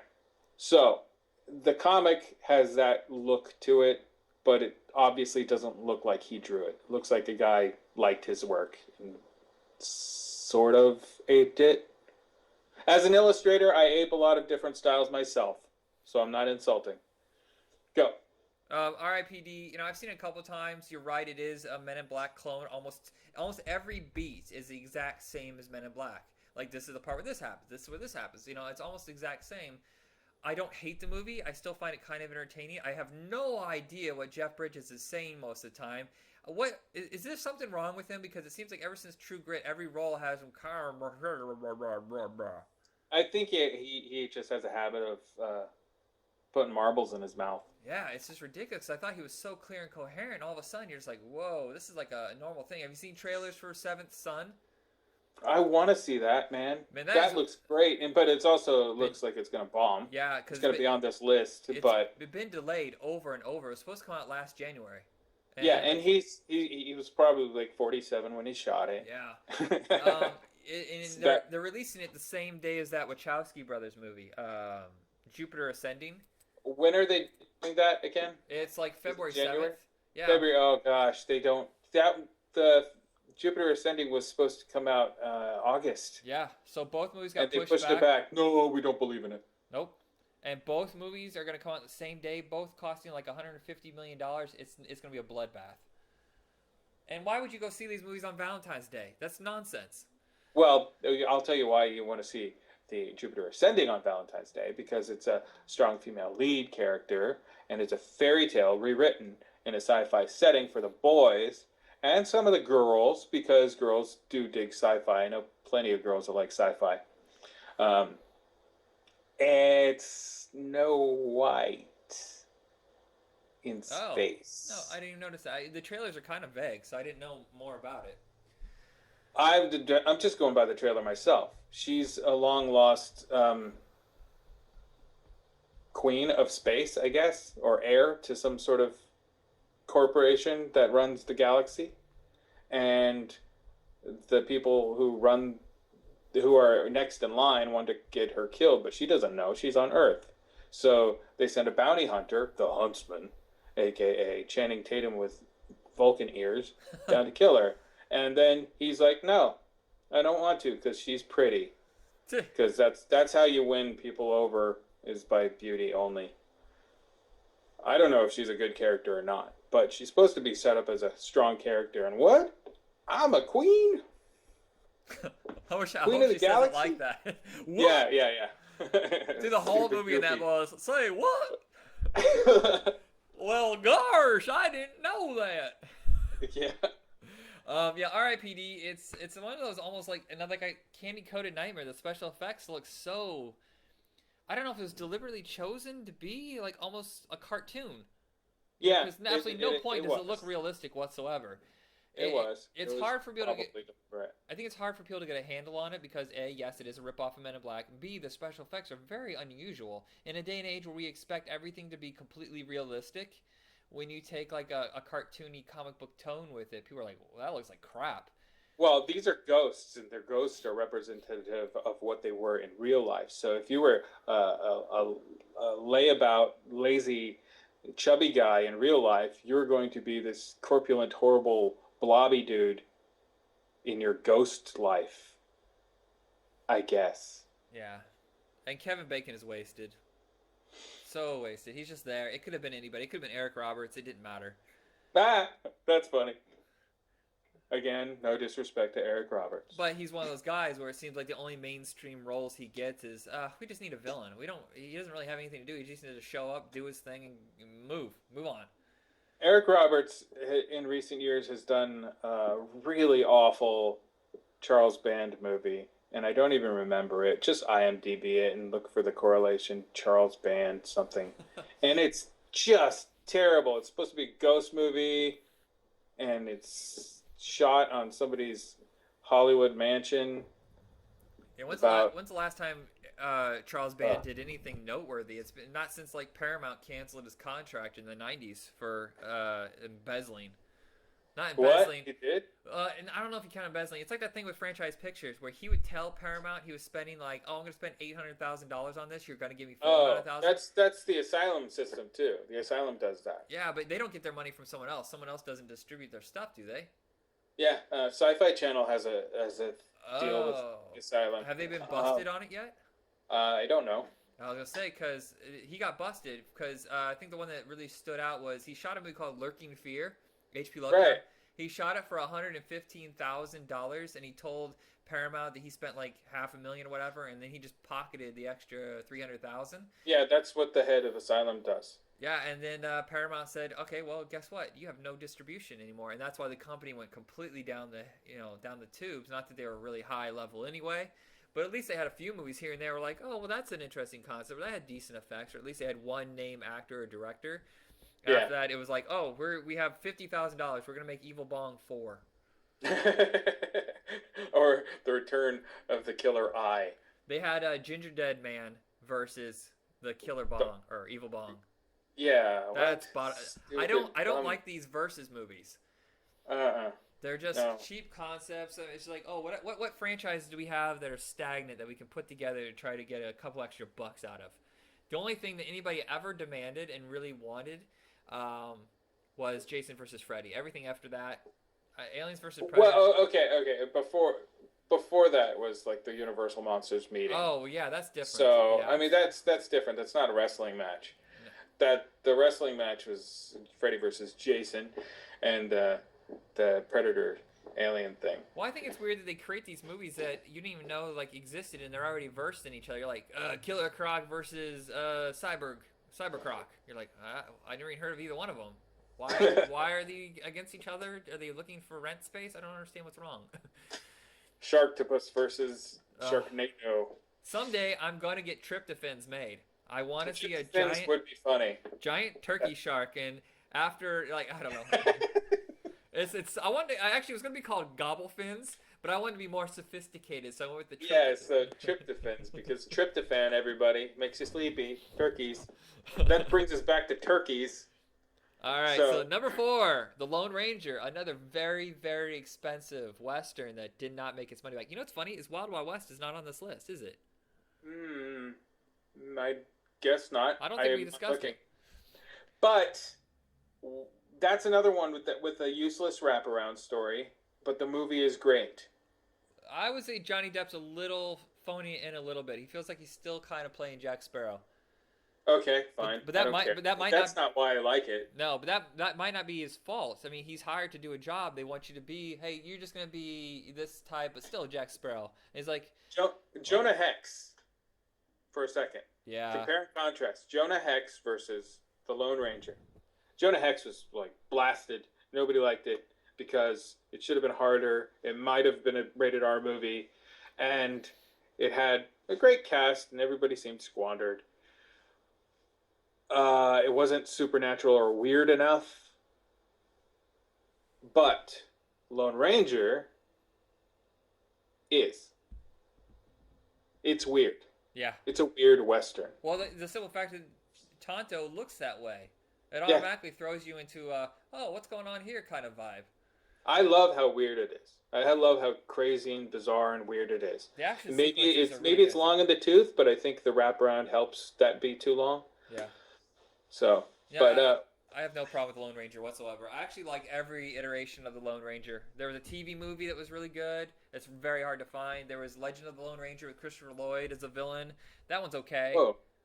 What? I didn't know that. Yeah, 1980. Christopher Lloyd is a villain in a cowboy movie. Yep. It's kind of hard to find. It is on DVD, but I think it's out of print, so you can probably just find it somewhere streaming. Maybe the guy who played Lone Cinemageddon? Ranger. The guy who played Lone Ranger, literally, it's the only movie that he ever did. Oh. And well, who says you have to do more? Nope. Yeah, I mean, it's a worthwhile movie. I think it's just maligned because it costs so insanely much, and people were like expecting huge things. Is this like the beginning of the Johnny Depp backlash? It is. It's been building for a little while. I think it's because once he did the 4th Pirates of the Caribbean, people were like, oh, now he's just, we're a little burned out on this character. And now why is he the Mad Hatter? Yeah. And now he's doing... Why is he Elijah Wood with red hair? No idea. He looks exactly the same, doesn't he? I thought it was Elijah Wood. Why didn't they just cast Elijah Wood? Right. Oh, because he just had a contract to fulfill with Disney. Mordecai, the trailer for Mordecai looks pretty good. It might be. Oh, yes, that looks fantastic. But I think like Transcendence did not help whatsoever. It cost like $100 million and made like 10. And it's just one of those concepts that probably people... I didn't see it, but it looks like a concept. I did? No, hey. Is it good? Here, Transcendence isn't the worst. It just gets dull. It just gets dull.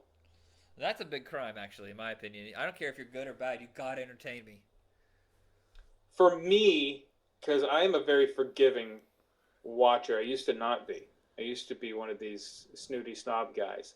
This is one of the reasons why I can go ahead and say, no, I don't like most DC movies. Or I really like elements of this movie or that movie. I can figure it out. Before, I was just like, no, I'm a snob. Movie snob. No, don't like it. Why? Because, well,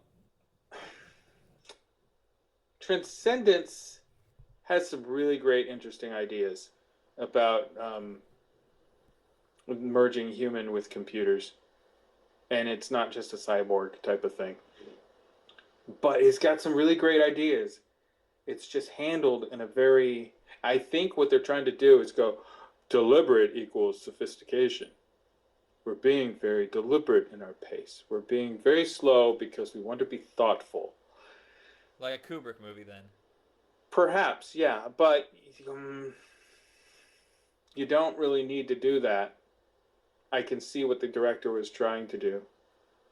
And I don't need it to be a Fast and the Furious movie, sci-fi version or anything. It had some good ideas. But it also had Johnny Depp doing this voice throughout the whole movie. I'm Johnny Depp. That seems silly. And Johnny Depp speaking through his teeth. All right. But it's not terrible, but it's far from great, so I can understand why it bombed. All right. Gobble. We're at number 3, 13th Warrior. I actually really, really like this movie. I do too.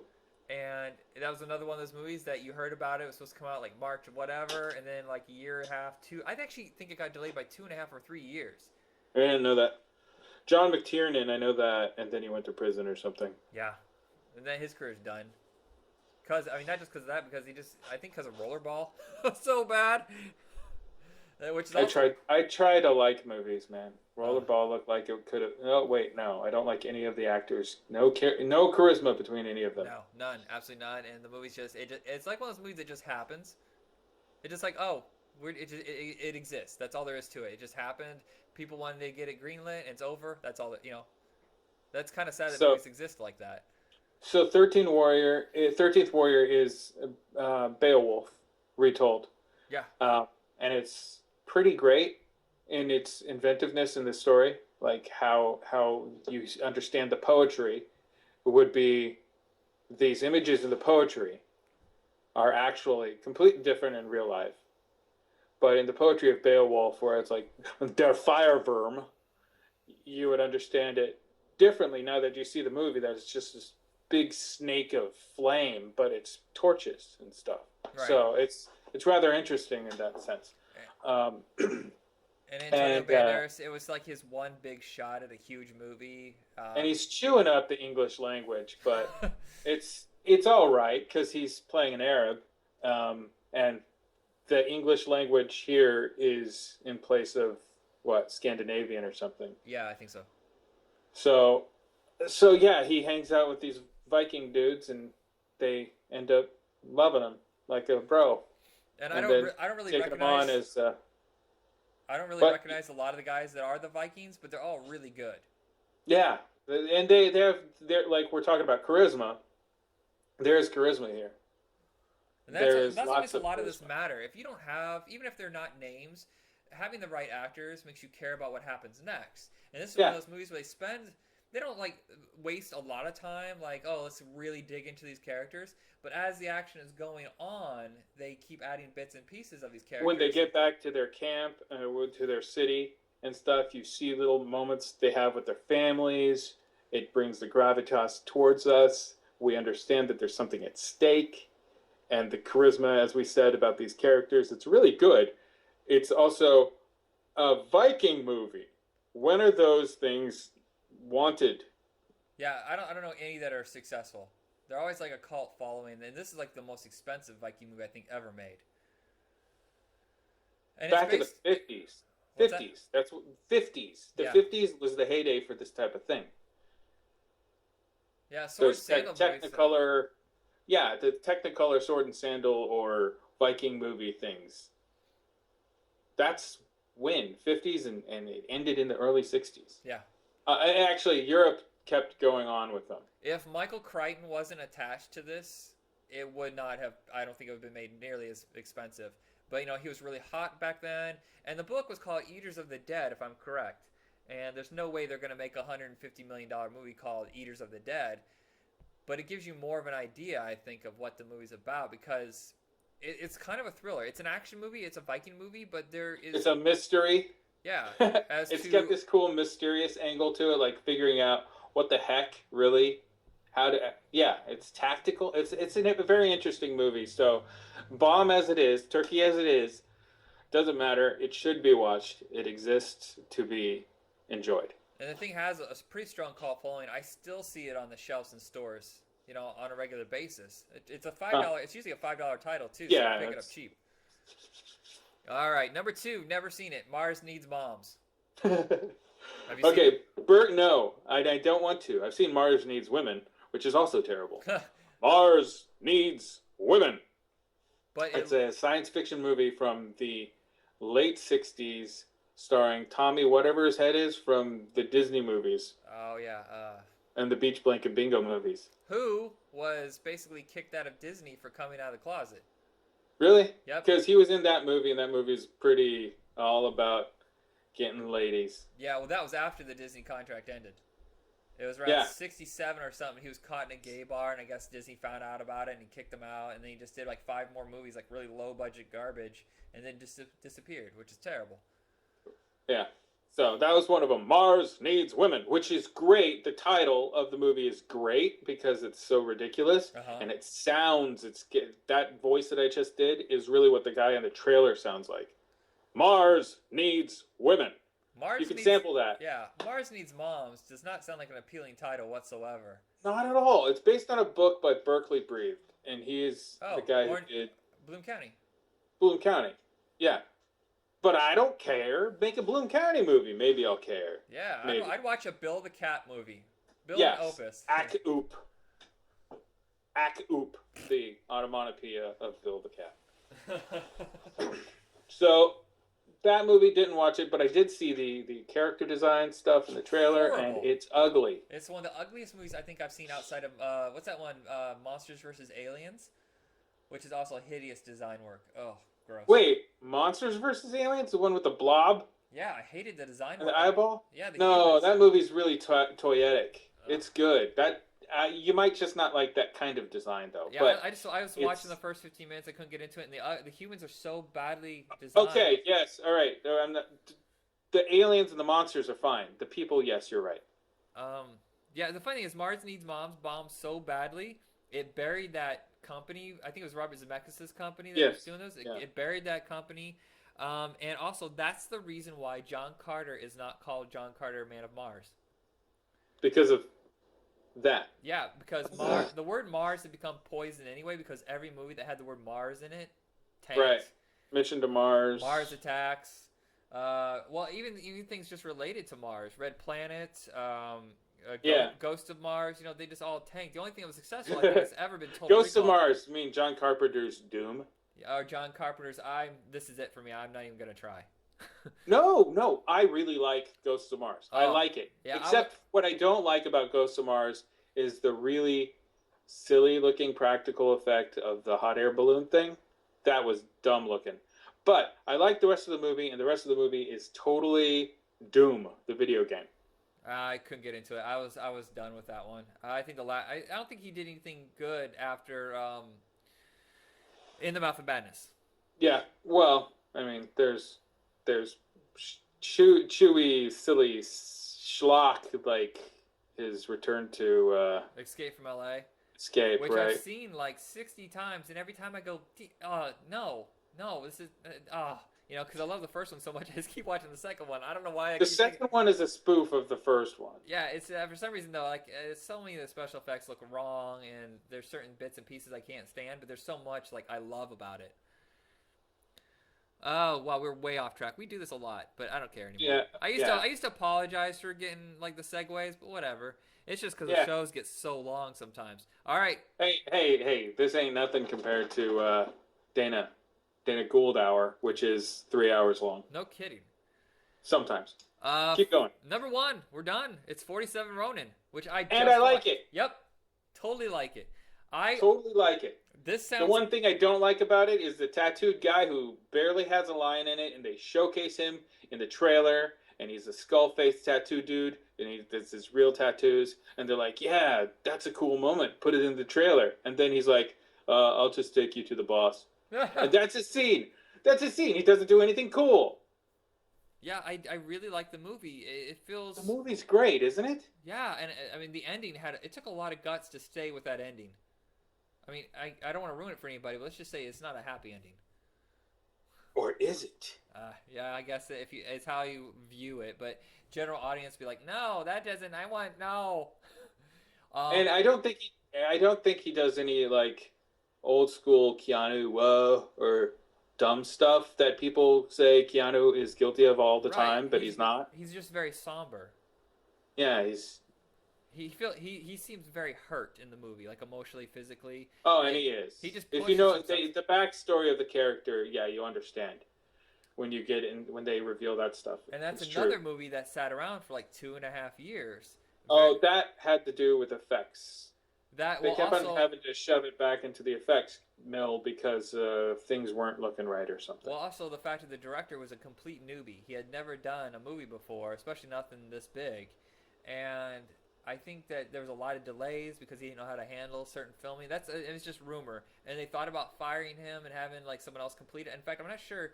I should look this up, but I thought Keanu Reeves came in to do some reshoots himself because he had just come off The Man of Tai Chi. Which is also great. It was, and which also barely released. Yeah, it says it's the most unsuccessful movie ever made. It lost $150 million. $150 million. That's just weird. But it's a beautiful movie. I Visually, saw it's that in the emotionally. theater. My wife saw that with me in the theater. We went and saw it, and she enjoyed it. I think yeah, So, it has a strong connection. If you watch it, they don't really sell it to women. They sell it to like 13-year-old boys in the trailers. sure. But Uh, you watch it, and the emotional connection between everybody is something that would really something that women would get into. Yeah, Actually, anybody who just likes good characters would get into instead of just fluff action.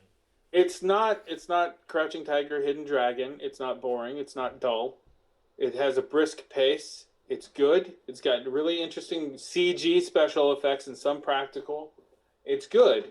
It's a good film, I will say and this: I it wa- shouldn't be a flop. I What? watched this and Godzilla back to back, the new Godzilla, Mm-hmm. and I will say this is gonna dig me a big hole. I did not care what was going on in Godzilla. I didn't. Aw. I liked some of the action sequences, but once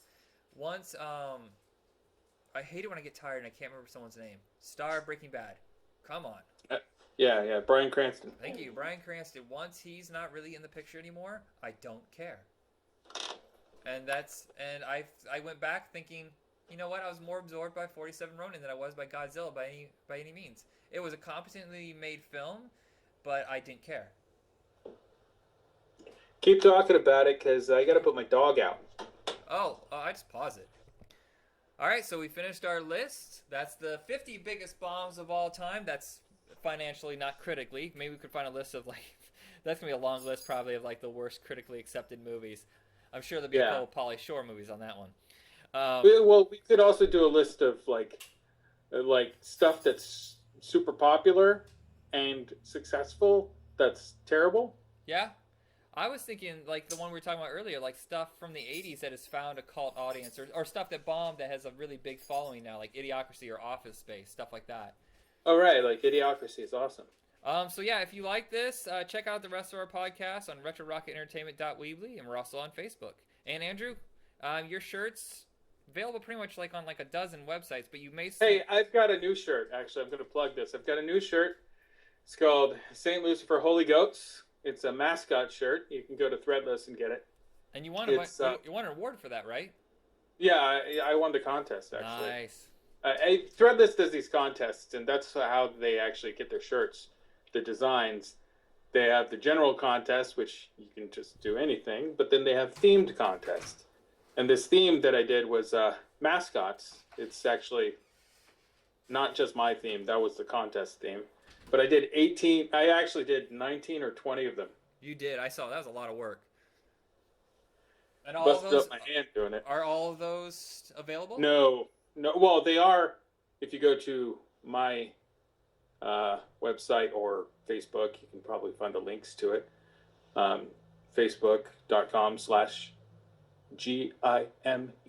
Facebook.com/GIMETZCO. That's ZCO, not two C's. And your Anyway. website.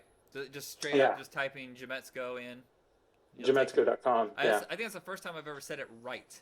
I say Yeah. about 80 different tries where I invert certain letters or I say the G wrong. Oh, I also did a shirt. Badass Digest has it. You can just go to badassdigest.com and look for That's terrible. Bad turn worst. Bad turn worst. I was gonna no good thing. No, that's not even a thing. That's not even a thing. The movie's Bad Turn Worst. I did a shirt for promotion for as a promotion for the movie for Stars, and it's the shirt and the movie. Shirts produced by Dutch Southern. He's a t-shirt guy, and the movie's written by him as well. So I did a shirt for them. When's this Badass Digest.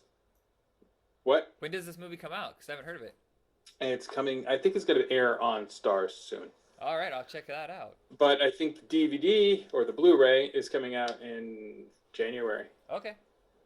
Bad Turn Worse. It actually has Mark Pellegrino. It has Mackenzie Davis, who is in. Mark Pellegrino was in Lost. He's Jacob in Lost. Was he in Dexter? He seems really familiar. The blonde-haired guy, right?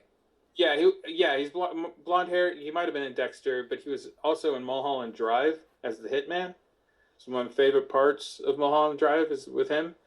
The crappy hitman. I think the very first role that he ever had was playing Hulk Hogan's little brother in No Holds Barred, if I'm remembering the right person. Wow. But and Mackenzie Davis was in *Halt and Catch Fire* as the scrappy hacker chick. So the movie, don't know how good it is, but I did a shirt, and I hope you guys like the shirt. But you can go to Badass Digest and enter to win it. Nice. So. All right, well that's it for us here. I'm Michael signing off. I'm Andrew signing off too. Boom, boom, boom.